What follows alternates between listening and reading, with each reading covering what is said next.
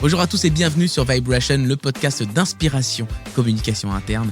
Je m'appelle David Gordon, je suis le fondateur de Nouvelle Voix et chez Nouvelle Voix, nous produisons des médias d'engagement, des podcasts, des live streams, des vidéos pour les communications internes. Et justement, nous avons réalisé en octobre 2022 une série de live podcasts d'inspiration communication interne et je vous propose d'écouter maintenant l'épisode consacré aux newsletters de communication interne, RIP Newsletter.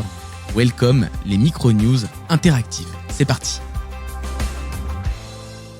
Et dans cet édito, je vais vous dire pourquoi on a voulu traiter ce sujet des newsletters pour 3 raisons. D'abord parce que, en discutant avec les responsables de com interne, on a l'impression que les newsletters, c'est long à écrire et c'est pas toujours très lu. Et on a lancé un petit sondage dont je vais vous dévoiler tout à l'heure les résultats qui attestent complètement ce sentiment que j'avais en discutant avec vous, avec les uns et les autres. Deuxième raison parce que peu de personnes, finalement, remettent en question ces newsletters. On en envoie. Parfois, on en envoie même sans connaître le résultat en termes d'engagement, en termes de clics. Mais pour autant, il faut peut-être remettre en question une pratique qui est vieille comme pas le monde, mais en tout cas, dans les débuts d'Internet, il y avait déjà des newsletters qui étaient envoyés. Donc, on peut remettre en question cette pratique. Et enfin, parce que malgré tout, le mail, malgré le fait qu'il y ait des WhatsApp, qu'il y ait plein de choses, le mail, ça reste quand même un outil génial pour donner de l'info aux équipes, pour engager les collaborateurs et les collaboratrices. Donc, il est grand temps d'en parler avec nos invités qui sont présentes sur ce plateau. Et je vous remercie toutes les 3 d'avoir accepté cette invitation. Vous venez de loin, vous avez pris le train et tout, quoi. Cécile, t'as pris le train et tout. Très très loin, de Bordeaux. Mesdames, vous me permettez de commencer par Noussira parce que ce plateau, c'est une histoire. Voilà. Il y a 1 an, on faisait le Vibration Day. C'était une journée à l'époque et Noussira était connectée. Et c'est comme ça qu'on s'est rencontrés. Noussira, je vais dire quand même aux auditeurs, aux auditrices qui tu es. Tu es responsable expérience collaborateur à la Société Générale, direction des achats. C'est bien ça? C'est ça, tout à fait. Bonjour David. Salut. L'année dernière, tu nous suis, tu m'appelles en disant j'ai une convention à faire. On l'a fait ensemble sous forme d'une web radio, filmée et tout. Un grand succès, merci. Je t'ai pas invité pour dire ça. Mais du coup, on a gardé contact après cette convention et tu m'as dit il faut absolument que je te présente Cécile. Cécile qui est là. Tout à fait. Bonjour David. Bonjour. Pourquoi tu as voulu qu'on se rencontre? Merci. En fait, tu m'as demandé ce qu'on faisait en termes de newsletter et j'ai dit mais attends, mais nous c'est terminé la newsletter par mail depuis 1 an. On travaille avec un nouvel outil Awaken et il faut absolument que je te mette en relation avec Cécile et c'est ce que tu as fait. C'est ce que j'ai fait. Donc j'appelle. Voilà, moi j'appelle Cécile. Hello, Awaken, bonjour. Oui, je suis Cécile, etc. Bon, en fait, on se rend compte que effectivement, tu as dépoussiéré Cécile. Tu as cofondé cette société qui s'appelle Awaken. Vous allez aller sur Internet, vous allez la trouver. Et effectivement, je trouve que ça dépoussière la newsletter et tu vas nous en parler. Merci d'être avec nous. Merci pour ton invitation. On va s'en parler avec grand plaisir, oui. Ouais. Et je tiens à dire aussi, alors je précise les choses, je n'ai aucun intérêt commercial à parler de la solution de Cécile. Je préfère le dire parce qu'après on va dire oui, il va prendre une com et tout. Enfin, sauf si tu veux m'en donner une, mais non, toujours pas. Ok. Donc aucun intérêt commercial. C'est vraiment un petit coup de cœur sur cette solution. Et de fil en aiguille, Cécile me dit il faut absolument que tu parles à Julia Sartre qui est avec nous. Salut Julia. Salut David. Tu es Julia Sartre, fondatrice de The Trusted Partner. Tu peux nous en parler, tu coaches des associés. Ouais, exactement. Je suis coach d'associés et je suis spécialisée dans la communication et la relation entre eux. En fait, je les aide à mieux fonctionner ensemble. Très bien. Et tu es utilisatrice de la solution Awaken. Et oui, et ça, sans Awaken, je pense que j'accompagnerais pas de la même façon et j'accompagnerais probablement moins bien. Ok, bon je pense que voilà, ça vous donne envie. Vous avez certainement dû recevoir d'ailleurs un mail qui provient de la solution Awaken. Comme ça, vous pouvez vous rendre compte de ce à quoi ça ressemble. Et si vous voulez nous en faire part, nous dire ce que vous pensez de cette solution, n'hésitez pas à poser des questions, à nous faire des commentaires. Voilà, ça réagit, on réagit en direct. On aime avoir des questions, des commentaires, dire ouais c'est super ou vous êtes trop naze. Dites-nous ce que vous voulez. C'est tout l'intérêt d'être en direct. On va suivre ça de très près au niveau des questions. Première question. Julia, Noussira, donc on l'a vu, décidé de changer vos habitudes en termes de newsletter. Pourquoi vous avez décidé de changer ces pratiques, Julia? Moi, la première raison, c'est que je souhaitais écouter à une plus grande échelle ma cible. Mon premier axe de communication, c'était sur LinkedIn et sur le sujet de la relation entre associés, qui est pas un sujet qui crée beaucoup d'engouement, évidemment, sur les réseaux publics. J'avais besoin de passer par un canal beaucoup plus confidentiel et qui me permette plus d'interactivité. Donc, la newsletter s'y prêtait bien, en tout cas, l'email s'y prêtait bien. T'en faisais déjà des newsletters avant? Non, parce que j'avais jamais voulu y aller, mais l'email se prêtait bien, en tout cas. Et c'est ma rencontre avec Cécile, c'est la façon de penser le sujet avec elle qui m'a permis, du coup, en effet, d'aller sur un format de ce qu'on appelle maintenant de micro-news, interactive, évolutive. Interactive, évolutive, on va en parler, on va décrypter ça.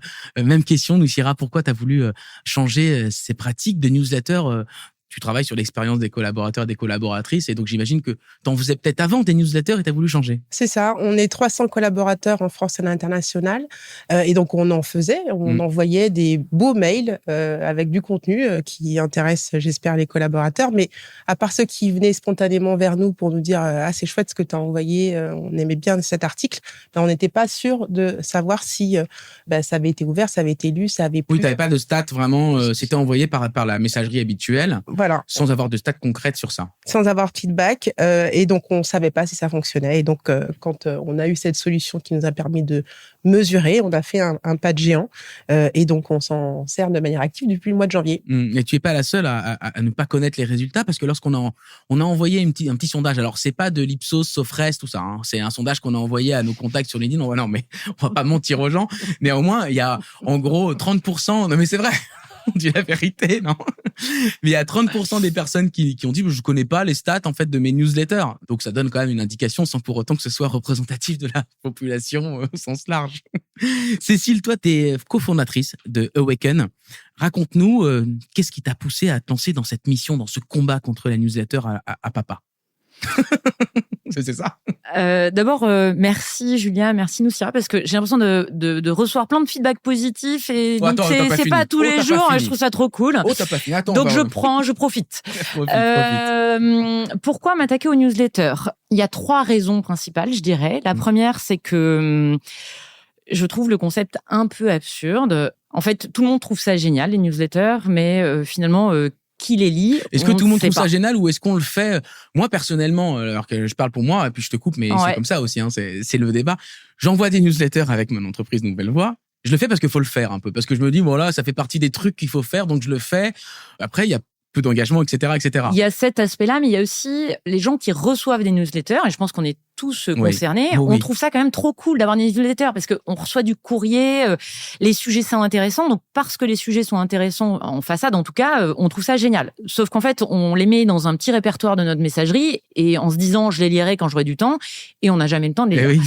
Donc ça, c'est la première raison. La deuxième... je vois Julia qui est en train de rigoler, je sais pas pourquoi. Non, ça t'évoque quelque chose, hein, j'ai l'impression, avant d'arriver sur la deuxième raison. Je connais la deuxième raison aussi, à mon avis. Donc on va sur la deuxième raison. La deuxième raison, et c'est vrai qu'on en parle souvent avec Julien, on en a beaucoup parlé, c'est le temps que ça prend de faire une newsletter. Alors pour moi, c'est quelque chose d'inconcevable. Moi, je suis très dans l'efficacité et dans le rapport coût-utilité de ce que je fais. En tout cas, j'essaye. Et donc...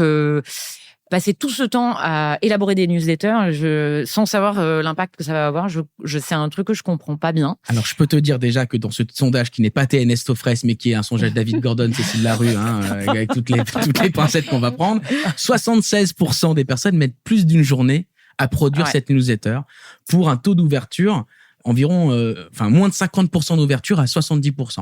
Donc, oui, sachant qu'on parle du taux d'ouverture qui est souvent un indicateur qui est pas très pertinent. Tout à fait. On va y reparler. Mais bon, voilà, c'est vrai que ça prend du temps. C'était pour confirmer tes propos. Et la deuxième chose, quand on passe du temps à écrire du newsletter, c'est qu'on perd la fraîcheur de l'information. Donc en fait, il y a ce deuxième effet qui se coule, qui est que à force d'écrire des newsletters, on écrit des trucs qui sont périmés. Et la troisième chose, moi je trouve, c'est peut-être personnel, que souvent dans les newsletters, quand bien même c'est très intéressant, ça parle plus de celui qui l'écrit que de ceux qui les reçoivent.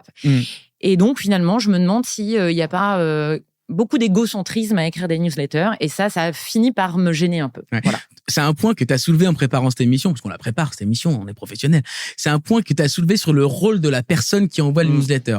Parfois, on se fait plaisir, en fait. En tout cas, il faudrait peut-être réinterroger ce rôle, Julia. Oui, tout à fait. Moi, j'aime bien voir le rôle de celui qui écrit, alors ça, on va le dire comme ça, comme un facilitateur et pas un rédacteur. L'idée derrière ça, pour moi, c'est de créer une boucle vertueuse, en fait, de création de contenu. C'est-à-dire que la matière à écrire, elle est pour le lecteur, elle n'est pas pour soi, pas pour se flatter. Et donc, pour moi, la matière, elle est chez eux, elle est dans leur expérience, dans ce qu'ils ont vécu. Et donc, il faut aller la chercher, il faut la retravailler, et ensuite, il faut la diffuser. Donc, moi, dans la façon dont je les écris, en tout cas, parce que Awaken me permet d'aller chercher une interactivité avec les personnes qui me lisent, eh bien, je récupère de la matière que je vais réutiliser dans les prochaines newsletters, et ça crée, du coup, quelque chose de de beaucoup plus engageant et une vraie expérience pour les gens qui lisent, en fait. Enfin, moi, je confirme parce que je sais pas ce que t'en penses, Noussira, mais quand on fait des newsletters, on a souvent envie de valoriser un peu ce qu'on fait, ce que l'équipe comme fait. On a fait telle chose, etc. En fait, premier coupable, hein, on oublie un peu qu'est-ce qui va vraiment intéresser les gens qui sont derrière leur écran. Savoir qu'on a fait un truc, c'était canon et bravo à l'équipe comme bon. C'est bien de s'être valorisé, mais peut-être que c'est pas ce qui atteint le but lorsqu'on. Qu'est-ce que t'en penses, toi? C'est effectivement un moyen de mettre en valeur ce que fait modestement la com, mais c'est vrai que nous, on est vraiment pour l'expérience collaborateur, donc on en profite pour mettre en valeur des collaborateurs, faire de leurs portraits, montrer ce qu'ils font de bien. Ça marche bien dans les newsletters que tu fais. Ouais, en tout cas, c'est ce qui a l'air, avec la mesure qu'on a, d'intéresser. C'est les portraits, c'est les beaux projets que eux réalisent, qu'on essaye de mettre en valeur plutôt que nous, modestement, je suis d'accord. Alors, nous, on fait des podcasts. Alors, on fait des podcasts pour les entreprises qui sont diffusés dans les newsletters. Et on se rend compte, pour celles et ceux qui arrivent à mesurer les newsletters, que plus dans une newsletter, on met en exergue, en fait, des profils qui sont pas toujours les directeurs, qui sont pas toujours les présidents, et on a envie de découvrir ça. Et les personnes qui sont mises en avant dans ces contenus, sont ambassadeurs aussi, parce qu'ils disent, regarde mon podcast, regarde les newsletters, on parle de moi. Donc, c'est vrai qu'il y a un côté, il faut valoriser, mais pas pour trop non faux. C'est-à-dire que, je veux dire, les newsletters qui sont trop longues, c'est complètement contre-intuitif et contre-productif, Julia. Oui. Non, et puis pour moi, il y a surtout avec quelle intention on communique. Qu'est-ce qu'on souhaite à la fin? Qu'est-ce qu'on souhaite comme impact? Vous avez vu qu'il y a l'impact au début. Pour moi, ça compte beaucoup. Pour moi, il y a quelque chose de vraiment de qu'est-ce qu'on veut faire vivre à la personne qui le lit. Moi, j'aime l'idée que quand les personnes lisent même un concept, une approche autour de la relation entre associés, ce soit instantanément digéré, en fait. Parce que la façon dont je les interroge, les questionne autour de ce concept, en fait, ils le vivent pour eux-mêmes. Faut que ça soit tout de suite et maintenant. Et donc, il y a quelque chose pas d'effort supplémentaire, en fait. Oui. Alors que la newsletter, elle demande de se souvenir, de digérer une information, de je sais pas, de tirer des choses. Ça demande beaucoup d'efforts, en fait, de lire une newsletter, je trouve. Ouais. Alors, je vous l'ai dit, dans le sondage Pâté NS Sofres qu'on vous a envoyé, je vais revenir, ça va être le gimmick de l'émission. Temps de prépa, on en a parlé. 78% prennent plus d'une journée à écrire cette newsletter. Taux d'ouverture, on en a parlé, des taux d'ouverture qui sont moins de 50% pour la grande majorité d'entre vous. Et le taux de clic. Alors, taux de clic, c'est intéressant parce que Cécile va me dire, c'est là où on va regarder un peu l'engagement. Ouais. Ou pas. Mais le taux de clic, quand il y a de quoi cliquer. Quand il y a de quoi cliquer, parce qu'il y a beaucoup de newsletters où il n'y a rien à cliquer. Donc, c'est le mail lui-même fait office de newsletter. Il se trouve qu'avec Awaken, l'email est tout petit et doit juste inciter à cliquer sur un bouton qui donne accès à un contenu et qui fait rentrer, comme le dirait très bien Julia, dans un autre monde qui est celui de l'information ou de l'interactivité qu'on va chercher. Et oui, pour moi, le taux d'ouverture est un taux biaisé puisque souvent il est faux. Le taux de clic reste le taux le plus pertinent et le taux de complétude si on rentre dans l'interactivité et si on commence à poser des questions à notre audience. Donc, en fait, lorsque c'est cliquable, ces mails-là, on se rend compte aussi dans ce petit sondage que 40% ont un taux de clic de moins de 15%, 22%, je ne sais pas quel est le taux, et 27% ont un taux de clic de plus de 15%. Bon, voilà, c'était assez éparse les résultats sur ça. On va parler justement de ce taux d'engagement. Juste avant, j'ai une question qui nous arrive sur le live. Merci Célia Rastouin de la poser. N'hésitez pas d'ailleurs à nous poser des questions, à nous dire ce que vous avez pensé d'ailleurs du petit mail qu'on vous a envoyé à partir de Awaken. Ça nous intéresserait de connaître votre point de vue sur la manière dont il a été envoyé, dont il a été produit. Question de Célia. Comment convaincre les équipes qui ne veulent que se mettre en avant? Est-ce que ça t'arrive d'avoir des équipes qui veulent toujours se mettre en avant? Je sais pas si c'est ça la question ou si tu voulais dire, Célia, les équipes qui ne veulent pas se mettre en avant. Mais je prends la question comme elle est écrite. Est-ce que ça vous est déjà arrivé d'avoir des gens qui veulent toujours trop se mettre en avant et qui, de fait, faut un peu calmer et donc, du coup, pas les avoir toujours dans notre stratégie éditoriale? Pas trop. Les équipes, non, les responsables des équipes plus que les équipes en elles-mêmes, il y a beaucoup de savoir-faire dans leurs équipes et il faut le faire savoir. Et c'est un bon moyen d'aider à mettre en valeur ce qu'ils font bien et de faire connaître leurs initiatives. Et nous, on est toujours content T'es content quand ils se mobilisent et qu'ils se mobilisent et puis ça donne un exemple à leurs collègues pour faire même chose, donc c'est quelque chose de vertueux. Donc, moi j'ai le cas alors lorsqu'on fait des podcasts et qu'on essaie de faire des portraits, on me dit mais comment je vais trouver les premiers? Alors ça c'est aussi un autre sujet, donc c'est l'inverse, comment on trouve ceux qui veulent pas y aller?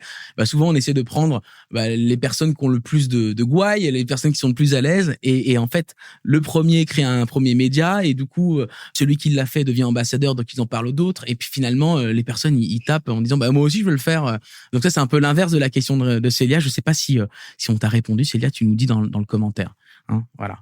Mais effectivement, il y a peut-être souvent des équipes qui veulent se mettre beaucoup en avant. Les directeurs, comment tu gères, toi, Julia, avec t'as des associés, peut-être certains veulent se mettre plus en avant que d'autres dans leur com vis-à-vis de leurs équipes.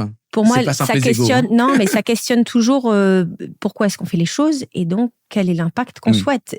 Pour faire bouger ses propres équipes, il y a une question d'exemplarité et néanmoins, on a besoin de questionner le pourquoi on parle de son équipe. Si c'est pour mettre en avant, en effet, je trouve que c'est tout à fait intéressant de mettre en avant des belles démarches qui ont lieu dans l'entreprise, mais pour moi, elles doivent probablement au moins inciter à faire pareil, à faire mieux, à s'améliorer et à améliorer les pratiques de l'entreprise d'une certaine façon. Ça doit mettre en mouvement, en fait. Il y a quelque chose de... Donc, le mouvement, est-ce que ça a été on va parler de cette solution. On me réclame sur le chat, mais parlez-nous de cette solution. Qu'est-ce qu'elle a de si innovante? On y vient. C'est un peu secret. C'est un peu secret. On ne va pas en parler. Non, mais si, on va en parler. Cécile, comment vous avez pensé cette solution? Raconte-nous un peu ses atouts, en fait. Alors, la première chose, c'est il y a quelque chose de très important auquel moi je tiens beaucoup, c'est le respect du cerveau. Laisser le cerveau digérer l'information qu'il reçoit. Quand on reçoit une newsletter qui fait 1 page et demie, en fait, le cerveau peut pas digérer ça. Donc, on a d'abord pensé une solution qui permet de communiquer par petites touches, par micro-contenu. Ensuite, on a pensé une solution qui permet de créer l'interactivité. Pour nous, la communication, c'est un mouvement. Donc, on doit inspirer, partager, mais aussi aller chercher du contenu de la part des collaborateurs en entreprise. Ouais, c'est fini le truc top-down où on envoie une newsletter. C'est pas comme ça que tu l'as pensé, en tout cas. Non. Et puis, j'ai jamais pensé la communication comme quelque chose de top-down. On est mais bien d'accord. Voilà. En fait, on l'a même pensé comme un outil qui permet de créer l'intimité à la maille individuelle au service du collectif. Et enfin, on médite là-dessus. Oui, moi je pense que plus il y a d'intime, plus on arrive à toucher l'intime, plus on devient authentique et plus on crée l'engagement authentique lui aussi. Donc quand on te parle à toi, collaborateur, collaboratrice, c'est ça qui crée de l'intimité. Exactement. On te parle à toi, on te tutoie. D'ailleurs, le mail qu'on vous a envoyé, c'est on vous a tutoyé. Tu es inscrit, on a besoin d'avoir ton avis et donc du coup ça nous parle à nous et donc du coup on est encore plus enclin à vouloir participer. Et moi par rapport au temps qu'on passe à écrire des newsletters, moi je pousse même les choses jusqu'à dire passez le moins de temps possible, filmez-vous avec votre téléphone de façon dégradée, c'est pas très grave, et envoyez ça. Et en fait, ce sera tellement authentique que les gens, ils vont aimer ça. On n'a pas besoin d'être en studio d'enregistrement pour faire une newsletter quand on est dans quelque chose d'extrêmement spontané. Et enfin, et ça, Noussira l'a dit, et moi j'y tiens beaucoup, on l'a pensé comme un outil de mesure. Parce que sans mesure, on se fait plaisir, mais on nage dans le brouillard. Et donc, on rejoint l'égocentricité dont on parlait tout à l'heure, en tout cas, à mon avis.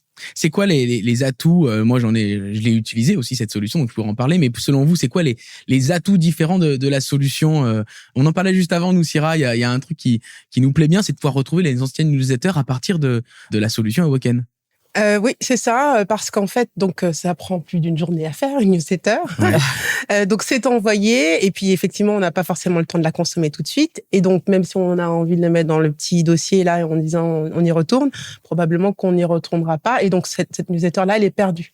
Alors que quand on a manqué une newsletter Awoken et qu'on se reconnecte la fois d'après, et on retrouve le contenu dans son espace personnel. Et ça, je trouve que c'est une vraie innovation. Pas mal. Julia, comment on peut compléter ce... Moi, je vais aller peut-être éclairer en pratique ce que voulait dire Cécile sur l'individuel et le collectif.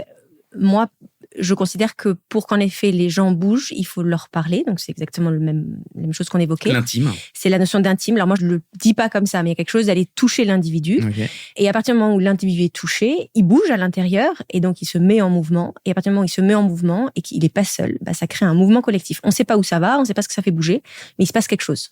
Contrairement à quelque chose d'un peu plus descendant qui, en effet... parfois ne génère rien qu'une lecture. On nous dit, ça fait écho à ce qu'on dit, on parlait du tutoiement dans le mail qu'on a envoyé, on nous dit dans le chat que le tu, effectivement, dépend de la culture d'entreprise. Bien sûr. Donc, tu as quand même du vouvoiement et ça marche aussi, qu'on rassure tout le monde. Bien sûr, évidemment, mais oui. Ça marche, on mais va pas moins. lancer le débat là-dessus. Oui, ça marche quand même. Tu tutoies, tu vois, toi, Noussira, dans tes coms? Je jongle. Tu jongles. ou tu enlèves le tu, le vous. Parfois. Ouais. Mais en tout cas, dans le temps fort qu'on a fait, donc je pourrais illustrer notre usage, on a effectivement tenté le tutoiement. On va effectivement illustrer. Moi, ce que je peux dire, c'est effectivement un mail tout petit avec un tout petit texte qui incite, avec un texte un peu bien ficelé, à cliquer sur un bouton qui nous emmène dans un univers, dans une plateforme où on a non pas plein d'informations les unes en dessous des autres, mais des informations qui sont structurées comme un parcours. Voilà. Donc, typiquement, dans le mail qu'on vous a envoyé, on vous a dit, vous pouvez prendre le contrôle, découvrez par ici ce qui se passe. Vous avez pu cliquer et vous avez cliqué nombreux. Je vais regarder les stats dans quelques instants, mais le taux d'engagement, on va peut-être y revenir pour être très clair là-dessus, il a été hyper important. Et en fait, on vous a posé des petites questions. Au fur et à mesure, ensuite, vous avez cliqué sur suivant parce que ça vous a donné envie de savoir qu'est-ce qui va se passer au bout de ce parcours de mail. Et donc, au lieu d'avoir un truc invitable hyper long de 3 km de long, eh ben, on avait des petites cartes avec des vidéos, des liens, des infos structurées de manière à ce qu'on ait envie d'aller jusqu'au bout. Et moi, ça me donne envie d'aller jusqu'au bout. Donc, c'est pour ça que je voulais en parler et vous donner le tips parce que ça me semble pas mal. J'ai bien résumé. Très bien, je suis pas parfait. commercial de ta boîte, mais c'est parfait. Très bien. Noussira, comment tu l'utilises, cette solution? Raconte-moi. Alors, plusieurs usages, mais le plus marquant, c'est celui qu'on a essayé de faire en début d'année, parce que c'est le moment où on a signé le contrat avec Weekend. Et ça correspondait au moment où on lançait un temps fort pour nos collaborateurs sur l'agilité, sur l'hybridité, un temps fort qui durait 6 semaines, avec du contenu live, avec des ressources asynchrones, donc écrites, des podcasts, etc. Et donc l'idée, c'était d'encapsuler dans la solution Weekend le contenu qu'on distribuait par petites bouchées aux collaborateurs, donc une fois le lundi, une fois le jeudi, en annonçant le programme de la semaine, en leur permettant de se préparer au contenu qu'ils allaient voir en live le vendredi. Donc c'était avant le contenu, on se prépare avec un parcours, c'est ça? Tout à fait, avant le contenu. Et puis après, on peut aussi prendre le feedback en disant qu'est-ce que vous avez retenu. Qu'est-ce que tu as constaté lorsque tu as lancé ça? Est-ce que tu as eu des feedbacks du coup, ou quali ou quanti? Alors quanti, oui, avec un taux d'ouverture spectaculaire, parce que effectivement, on a communiqué sur le fait qu'on avait ce temps fort, on a communiqué sur le fait qu'on avait un nouvel outil, donc par curiosité, les gens y sont allés. Donc des très bons taux d'ouverture. Après, des taux de clics également important, sauf qu'on n'a pas complètement suivi les conseils de Cécile et on a voulu en mettre beaucoup parce qu'on avait plein de ressources et on a voulu toutes les caser. Et donc du coup, forcément, ces podcasts de quelques minutes, ces infographies, ces articles, ça prenait du temps. Et donc on s'apercevait qu'au fur et à mesure des cartes, il y avait du décrochage. Donc quand même, d'accord. Et du coup, on a pu l'observer sur 6 semaines et on a fait évoluer notre contenu pour le rendre plus digeste. Et oui, parce que la machine fait pas tout, faut aussi un peu de créativité.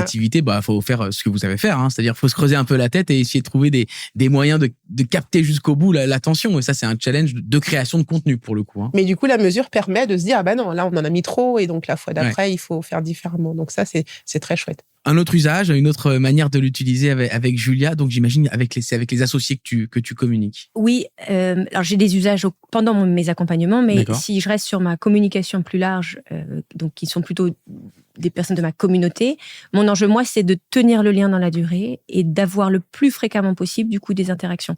L'enjeu étant pas d'avoir des interactions à chaque fois, mais d'avoir plutôt des personnes qui, régulièrement, parce que le titre est très évocateur et que le contenu du mail, du coup, donne envie, cliquent et participent au sujet qui les intéresse. Donc, il y a quelque chose de maintenir un lien qui, moi, vraiment m'intéresse. D'accord. C'est quand même mon sujet, la relation. Donc, j'essaie de l'appliquer jusqu'au bout. Mais alors, tout à l'heure, on disait, c'est Cécile qui disait, c'est bien d'avoir, moi, j'aime bien des mails qui sont envoyés par petits bouts, un peu plus souvent, peut-être. Est-ce que ça saoule pas les gens de recevoir des mails qui sont plus petits, mais un peu plus souvent, de votre point de vue, Noussira? En tout cas, nous, c'est le choix qu'on a fait. Cette fameuse newsletter qui nous mettait plus de 2 jours à faire, on pouvait pas la reproduire toutes les semaines. Donc, c'était toutes les 6 semaines. Et donc, forcément, il y avait des informations qui arrivaient qui étaient datées, quoi. Qui étaient datées. Et puis, on n'avait pas encore l'information. On n'était pas au bon moment. Mmh. Et donc, le fait d'en faire moins, mais plus régulièrement, on s'aperçoit qu'on a de l'information pertinente parce qu'elle est encore fraîche. Ok, donc du coup, mais ça n'a pas saoulé, pardon, je reviens sur la question, t'as pas eu de retour en disant, ok, on avait des newsletters toutes les 6 semaines et ça allait bien, maintenant tu nous envoies plus souvent, Stop, Non, infobésité, tout ça, hashtag j'en peux plus, pour déconnexion. Non, ça continue à voir. Non, ils m'ont pas dit par écrit, ils me l'ont pas dit dans les couloirs, donc pour l'instant, je continue. Ouais. Et ça peut être encore plus exacerbé avec tes cibles, tes audiences, Julia, parce que là, tu parles à des associés qui ont moult mails, qui ont moult choses à faire, et là, du coup, tu leur envoies des petites salves de mails un peu plus souvent. Ouais. Pareil, même question, ça les saoule pas? L'enjeu est d'adresser des problématiques ou de leur parler de choses dont ils ont envie qu'on leur parle. Et donc, c'est là où on va segmenter, mieux comprendre. Moi, au sein des associés, qui est déjà une cible relativement précise, en fait, il y a plein de sous-segments d'associés derrière. Il y a ceux qui sont à 3, ceux qui sont à 2, ils n'ont pas du tout les mêmes problématiques. Voilà. Et donc ça, on peut définir vraiment des profils très différents. Et l'idée, c'est d'aller faire des communications beaucoup plus adaptées et qui leur parlent. Donc la logistique, elle est plutôt chez moi à gérer les parcours. Et ça, c'est difficile pour le coup. J'ai pas la solution encore sur tout ce qui part et à quel moment, cette vision globale. Je peux avoir peut-être la vision globale, tu peux l'avoir toi, Cécile, avec t'as quand même une vision d'ensemble du coup de tes clients, de manière comment ça fonctionne. Est-ce que il y a des différences entre des mails qui sont envoyés souvent ou alors avec des durées un peu plus longues? Est-ce que tu as des tips à nous partager? Alors, déjà, j'ai envie de revenir, si c'est possible, reviens, une minute sur l'histoire des mails, parce sans que problème. Moi, je suis une défenseuse de l'email, comme je suis défenseuse de la carte postale. Hein. Ouais. Moi, je crois que l'infobésité n'est pas liée à l'email lui-même. Je pense que c'est lié à ce qu'on en fait, à l'intention qu'on en a, et Julia le répète tout le temps. Ça dépend de notre intention. Donc, je pense que ce qui gave les gens, c'est d'avoir des emails qui servent à rien. Recevoir des emails cool, c'est cool, en fait. Tout dépend, la culture d'entreprise va me dire Célia. Oui. Ou Céline, je sais plus. Célia, oui. Ou Célia ou Céline, je sais plus qui m'a parlé de culture et du tu, etc. Mais oui, tout dépend du truc, de la culture. Ensuite, quoi qu'on en dise, l'email, c'est l'outil le plus utilisé en entreprise. Donc, moi, je pense que quoi qu'on en dise, c'est 10 fois plus simple, 10 fois plus intégré de recevoir l'information par email que de la recevoir via un site intranet où il faut se connecter, où il faut penser à aller, etc. Ou voire même d'avoir une application à laquelle il faudrait se connecter avec un identifiant, un mot de passe. Enfin, c'est la galère, quoi. Donc, moi, sur l'email, je reste convaincue que c'est ce qu'il y a de plus intégré, donc de plus simple. Et nous, on observe et on a observé des taux d'engagement excellent par la voie de l'email plutôt que par d'autres voies, via d'autres applications notamment. Les tips pour faire des bons emails, ils sont assez simples. Par exemple, je vais en donner quelques-uns, mais par exemple, mettre un emoji dans l'objet de l'email pour que le cerveau reconnaisse tout de suite d'où vient l'email. Alors, c'est tout bête, hein, mais voilà, mettre un cœur comme à chaque fois qu'on envoie un email. Le même emoji, on sait que la com vient de tel endroit. Ensuite, on a fait pas mal d'expérimentations avec Julia et on s'est rendu compte que les titres évocateurs, les plus évocateurs possibles, enfin les plus concrets possibles, sont les titres, les objets d'email qui marquent. Ça veut dire qu'il faut pas être un peu flou. C'est-à-dire qu'il faut pas être. Vous allez découvrir quelque chose d'incroyable. En fait, il faut. Je crois qu'il faut aider le cerveau. Il faut enlever tous les efforts du cerveau. Donc, il faut enlever les mots de passe, il faut enlever les identifiants, il faut enlever des trucs où il faut réfléchir. Il faut que le cerveau, il ait juste à se dire, je clique et je vais consommer l'information importante. Si le cerveau, il a dû comprendre le titre, chercher d'où venait l'email, est-ce que c'est important, quel est le sujet abordé, au moment où il doit lire la communication, en fait, il est déjà fatigué, il n'y arrive plus, quoi. Donc, tout ce qui va permettre ça, d'où un email très court pour ensuite mener aussi à un contenu. Donc, voilà. Ça, c'est des petits... Après, on prend vos questions. Hein. Je vous ai pas oublié. Après, on prend vos questions. Elles sont nombreuses. Il y a des réactions. Julia. Awaken permet en effet de retrouver, et nous Cyril l'a dit tout à l'heure, la fameuse bibliothèque de contenu. Donc, c'est-à-dire, il y a une bibliothèque de contenu, on peut retrouver les contenus précédents. Donc, plus le titre est évocateur, plus c'est facile de retrouver celui qu'on a voulu faire et pour lequel on n'a pas eu le temps, en fait, de faire le parcours. Donc, ça, c'est important à prendre en compte. Et moi, en pratique, j'ai commencé plutôt par des messages flous qui n'ont pas déplu au début, mais je me rends compte que c'est pas plus percutant, en fait. Ça l'est peut-être même moins. Ok. Donc, soyons très concrets. Voilà ce qu'on va le thème. Oui, on est envahi de teasing, de bandes-annonces, vous allez découvrir une promotion incroyable lors de la. En fait, on en a marre des teasings, on veut savoir ce qu'on va avoir et puis c'est ça en fait. Exactement. Ouais. Et c'est aussi respecter le collaborateur que de lui parler franchement et de façon directe, quoi. On va respecter les auditeurs et les auditrices qui posent des questions maintenant. Transition toute merci. De rien. Une question de Céline Broutin. Quelle différence entre un réseau social d'entreprise type Yammer sur le côté instantané de l'info? Allez, effectivement, c'est une bonne question. Qu'est-ce qu'on va mettre plutôt dans un réseau social? Qu'est-ce qu'on va mettre plutôt dans un email? Comment tu arbitres ça, toi, on continue à se chercher. On a les deux, qu'on a lancé en même temps, by the way. Et d'ailleurs, ça a peut-être généré un peu de confusion de où on trouvait l'information et quel usage pour quel outil. Quand même, il y a un peu de conception sur les messages pour organiser le contenu, etc. Et donc ça se fait avec nous, et du coup on le fait via Awaken. Mais effectivement, quand c'est de pair à pair, quand c'est plus immédiat, quand c'est moins formel, ça se fait plutôt sur peut-être que quand on cherche que les équipes se parlent et que voient ce que les unes les autres font, peut-être que du coup les réseaux sociaux c'est bien parce que tout le monde peut voir et liker, etc. Et peut-être que lorsqu'on veut avoir de l'engagement, descendre une information mais qu'on ait un retour, peut-être que du coup le mail est adapté. Ouais, comment tu décryptes ça? Alors Awaken, mais Julia, tu vas aussi donner ton avis. Mon avis il est précieux. Nous, avec Awaken, on a fait le choix d'avoir une relation one-to-one, c'est-à-dire qu'il y a un contributeur, un concepteur, et le message va être véhiculé à la maille individuelle. Donc, on parle à des gens, des individus. Alors, on parle à plein d'individus en même temps, mais n'empêche qu'on va à la maille individuelle. Ce qui est très différent que de converser avec tout un groupe. Moi, je pense qu'on a oublié la maille individuelle en entreprise. Je pense on l'a au profit de justement du collectif. Oui. On a un peu laissé de côté la maille individuelle qui consiste à aller chercher ce que chacun a à dire.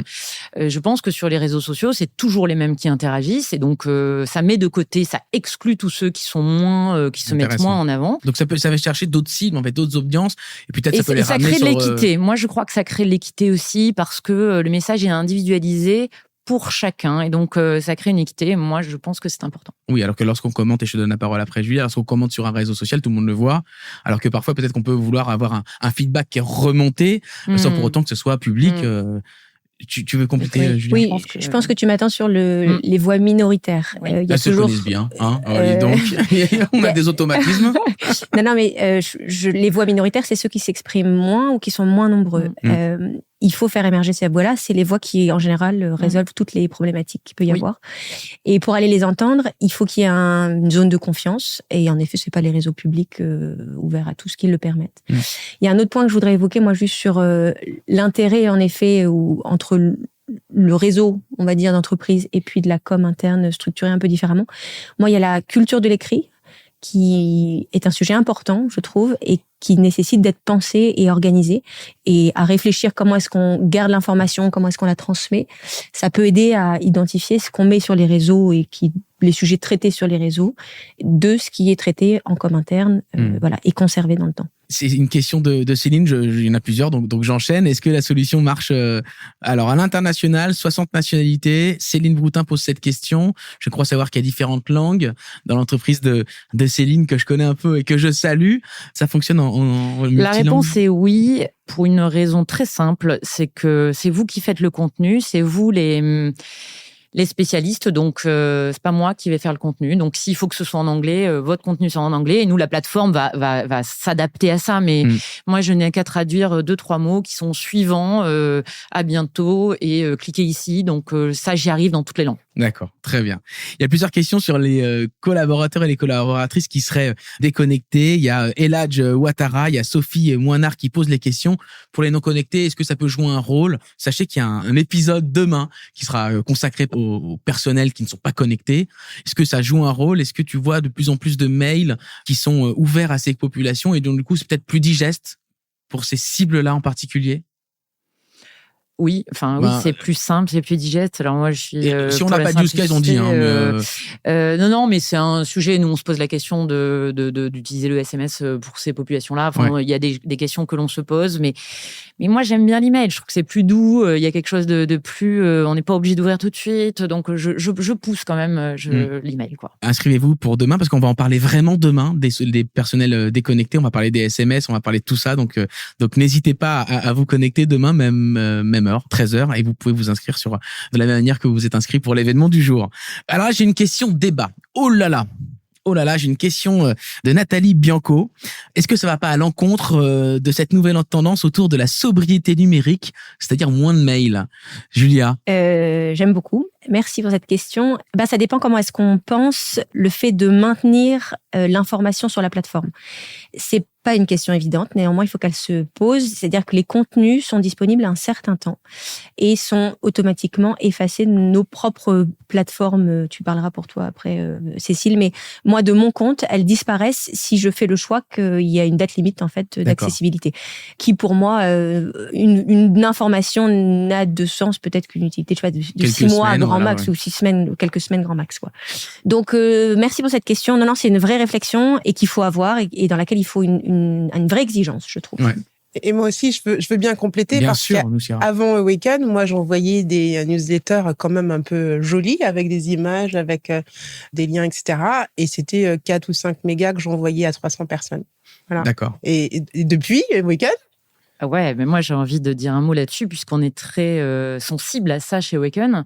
D'abord, il n'y a pas de pièce jointe dans Awaken. Le contenu, si ça n'a pas été clair, je le redis, le contenu il est logé sur nos serveurs, il est mutualisé, c'est-à-dire que on envoie 500 emails s'il y a 500 personnes, mais l'email il pèse rien. Il pèse rien parce qu'il n'y a pas de contenu dedans, il est très court. Et il pèse 2 kilos. Exactement. Encore. Et le contenu il est logé derrière le bouton sur lequel on va cliquer.